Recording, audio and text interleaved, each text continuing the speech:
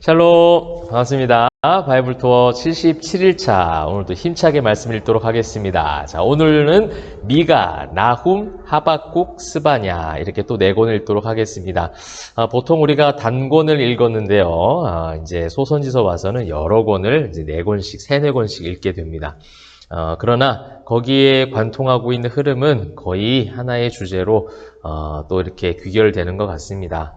우리가 어제도 보았듯이 인내하신 하나님, 위로하시고 싸매시고 구원하시려고 하는 헤세드의 하나님을 우리는 선지서 말씀을 통해서 계속 살펴볼 수가 있습니다. 오늘 역시도 그런 하나님이세요. 오늘은요, 그래서 불쌍히 여겨주신 하나님이라고 한번 정해보았습니다. 자, 그러면 이제 오늘도 각 네 권씩 거기에 담겨진 간단한 이름의 뜻과 주제들, 또 주요 구절들 한번 살펴보겠습니다.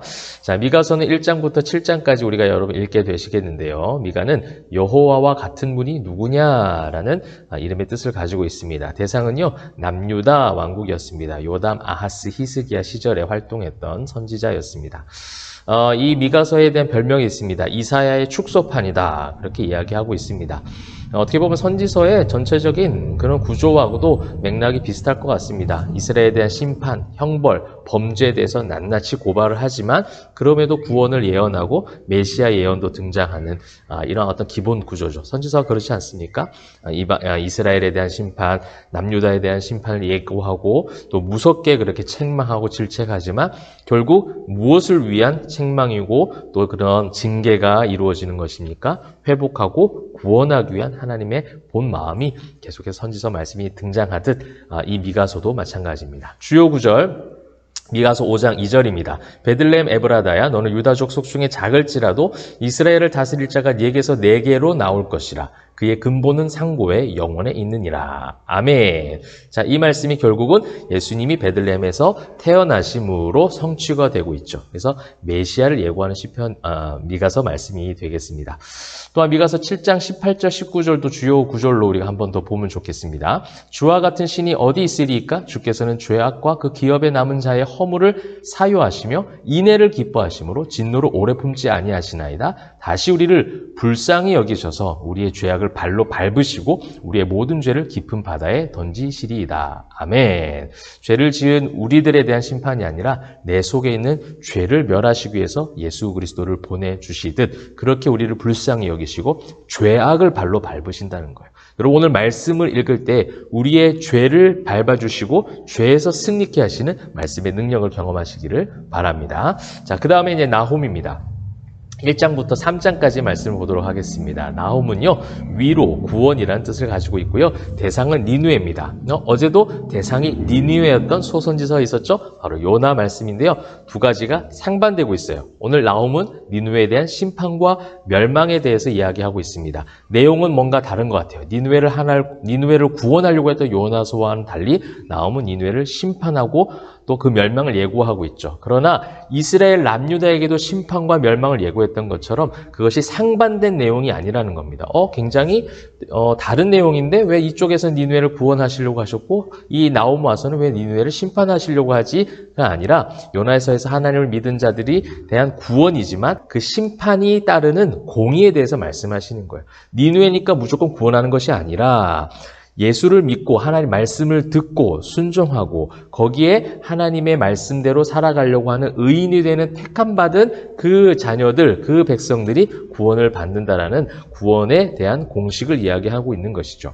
자, 나훔 1장 2절 말씀 한번 보도록 하겠습니다. 여호와는 질투하시며 보복하신 하나님이시니라. 여호와는 보복하시며 진노하시되 자기를 거스르는 자에게 여호와는 보복하시며 자기를 대적하는 자에게 진노를 품으시며. 아멘. 질투하시며 보복하신 하나님이라고 얘기하고 있는 것은 악독한 하나님을 얘기하시려고 하는 것이 아니라 하나님께서 그만큼 영혼들을 사랑하시기에 다른 데로 다른 곳으로 세상 속으로 죄악으로 가지 않기를 바라시는 하나님의 본 마음이 담겨져 있는 거예요.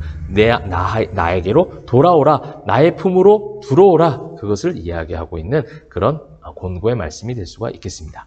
자, 그 다음 이제 하박국입니다. 1장부터 3장까지 읽도록 하겠습니다. 사랑의 포옹이라는 뜻을 가지고 있고요. 대상은요, 남유다입니다. 하나님과의 깊은 대화가 계속해서 전개되고 있어요. 어떻게 보면 가장 신약적인 분위기가 나는 것이 하박국입니다. 하나님의 역사와 섭리를 다 알 수 없는 인간의 한계를 가지고 계속된 질문을 하는 거예요. 하박국은 질문을 통해서 결국 마침내 그것을 다 이해하려는 인간의 교만함을 깨닫고 하나님을 찬양하게 되죠. 마치 욥처럼 말이죠. 그죠? 욥도 하나님의 모든 전능자이신 하나님을 다 알지 못했습니다. 머리로만 알았고 귀로만 들었다가 이제 나중에 눈으로 직접 하나님을 대면하고 만나고 인격적인 그런 관계가 맺어졌던 욥처럼 하박국 역시도 그러한 모습으로 나아가고 있다는 거예요. 근데 그것은 그 관계의 맺어짐은 무엇으로 말미암아 최종적으로 이루어질 수 있습니까? 예수 그리스도를 믿는 믿음으로. 그래서 오늘 이신칭의가 등장하고 있습니다. 하박국 2장 4절입니다. 보라, 그의 마음은 교만하며 그 속에서 정직하지 못하나 의인은 그의 믿음으로 말미암아 살리라. 아멘. 이 믿음으로 말미암아 하나님과 인격적 관계가 맺어지는 것이고 바로 그때에 인간의 유한함을 인정하게 되고 하나님의 무한하심에 대한 하나님의 섭리에 대한 그 전지전능하심을 믿는 온전한 신뢰가 온전한 순전한 믿음이 회복된다라는 것입니다. 또한 그 믿음대로 살아가는 자들의 삶의 모습은 하박국 3장 17절 비록 무화과 나무가 무성하지 못하며 포도나무에 열매가 없으며 감람나무에 소출이 없으며 밭에 먹을 것이 없으며 우리의 양이 없으며 외양간에 소가 없을지라도 하나님을 찬양하노라. 그죠? 여호와 하나님을 찬양하는 그 하박국의 고백이 바로 무엇입니까? 믿음으로 말미암아 살아가는 성도의 모습이라는 거예요. 예수 그리스도를 믿어서 죄의 굴레에서 빠져나온 참 자유를 얻은 하나님의 자녀들이 누리게 될 하나님을 찬양하는 삶, 어떠한 상황과 환경에서도 그 주님의 모든 섭리를 인정하고 신뢰하는 믿음의 사람들이 될 것이다 라는 것을 예표하고 예언하고 있는 말씀이죠. 자, 그 다음 스바냐 말씀입니다. 1장부터 3장까지 읽도록 하겠습니다. 여호와가 숨겨주시는 자라는 뜻을 가지고 있습니다. 대상은 남유다입니다. 요시야 왕의 개혁 시기였습니다. 소선지서 저자 중에 유일한 또 왕족이기도 합니다. 자, 키워드는요, 주의 날이에요. 주님께서 마지막 심판하시는 반드시 최종적인 그런 날이 있을 것이다 라는 것을 예언하고 선포하고 있습니다. 그런 주님은 그 택한 백성들을 사랑하심으로 구원을 베푸실 것이다. 그 구원이 결국 선지서가 계속해서 지금 향하고 있는 곳이 어디입니까? 예수 그리스도의 십자가, 부활, 다시 오심 그쪽으로 향하고 있는 거예요. 그 주님이 오실 것이고 그 주님이 모든 것을 다 구원을 성취하실 것이며 다시 오시는 그날까지 그 날을 기다리는 성도의 삶, 그 성도의 삶은 주님으로 말미암은 기쁨으로 살아가게 될 것이다. 구원을 베푸신 그 하나님으로 말미암아 하나님을 찬양하는 그런 삶. 우리 포에마 교회가 이름을 포에마라고 이름을 지은 이유가 바로 그겁니다. 주님이 다시 오시는 그날까지 우리는 주님으로 말미암아 기뻐하고 찬양하고 노래할 것이다. 이것이 이제 우리 교회의 비전이고 목표거든요. 그렇게 우리 바이블 투에 참여하는 성도님들도 여호와로 말미암은 기쁨과 그 믿음이 회복되시길 바랍니다. 마지막 스바냐 주요 구절입니다. 3장 17절. 너희 하나님 여호와가 너희 가운데에 계시니 그는 구원을 베푸실 전능자시라. 그가 너로 말미암아 기쁨을 이기지 못하시며 너를 잠잠히 사랑하시며 너로 말미암아 즐거이 부르며 기뻐하시리라 하리라. 아멘. 여호와 하나님께서 우리를 얼마나 사랑하시는지 우리 때문에 기뻐하신다는 거예요. 부모가 자식을 기뻐하고 그렇게 행복해하듯 우리로 말미암아 즐거이 부르며 기뻐하시기 때문에 누구를 보내주십니까? 우리를 불쌍히 여기시사 사랑하심으로 독생자 예수 그리스도를 보내주셔서 살리셨고 우리는 또한 그 주님으로 말미암아 주님과 함께 주님처럼 기뻐하며 노래하며 찬송할 수 있는 삶을 살게 될 것이다 라는 것을 예언하고 있습니다. 사랑하는 성도 여러분, 오늘도 여러분의 입술에는 즐거운 찬송 소리가 가득하기를 소망하고요.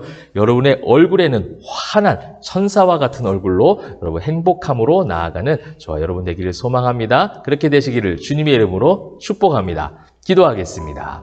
사랑과 은혜가 풍성하신 하나님 감사합니다. 우리를 불쌍히 여기시고 우리를 사랑하셔서 위로하시며 우리를 너무나도 기뻐하시고 우리를 너무나도 사랑하시기에 독생자 예수 그리스도를 예표하고 준비하고 계시는 그 선물을 준비하고 계시는 그 주님을 선지서 말씀을 통해서 계속해서 보게 됩니다.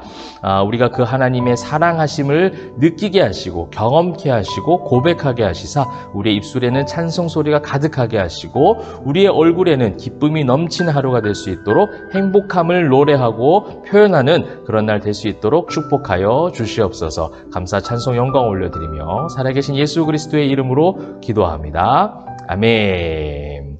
오늘도 여러분 기쁨으로 하루를 보내시길 바라고 말씀의 능력과 힘 때문에 행복하다 고백하는 저와 여러분 되면 좋겠습니다. 자, 말씀의 힘으로 파이팅!